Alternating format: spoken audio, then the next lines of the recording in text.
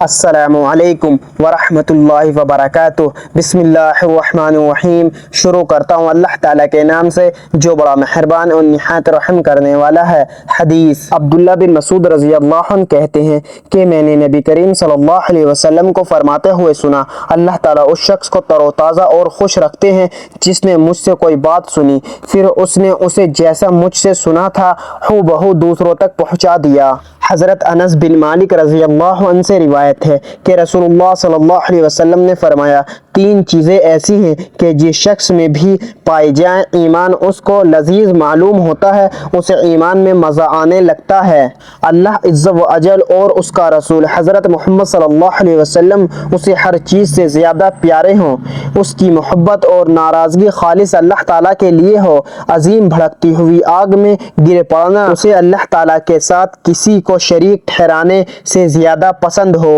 حضرت ابن مسعود رضی اللہ عنہ بیان کرتے ہیں، رسول اللہ صلی اللہ علیہ وسلم نے فرمایا، تمام لوگ آگ پل صراط پر وارد ہوں گے، پھر وہ اپنے اعمال کے مطابق وہاں سے پار ہوں گے، ان میں سے سب سے پہلے بجلی چمکنے کی مانند گزر جائیں گے، پھر ہوا کے مانند، پھر تیز رفتار گھوڑے کے مانند، پھر سواری پر سوار کی مانند، پھر دوڑنے والے آدمی کی مانند، اور پھر پیدل چلنے والے کی مانند اس پر سے گزریں گے جو کہ جہنم پر نصب ہوگا۔ حضرت ابو ہریرہ رضی اللہ عنہ بیان کرتے ہیں، رسول اللہ صلی اللہ علیہ وسلم نے فرمایا، اللہ تعالیٰ نے فرمایا، میں نے اپنے صالح بندوں کے لیے جنت میں ایسی چیزیں تیار کر رکھی ہیں جو نہ کسی آنکھ نے دیکھی اور نہ کسی کان نے سنی ہیں اور نہ ہی کسی انسان کے دل میں ان کا خیال گزرا۔ اگر تم چاہو تو یہ آیت پڑھ لو، کوئی نفس نہیں جانتا کہ ان کی آنکھوں کی ٹھنڈک کے لیے کیا چیز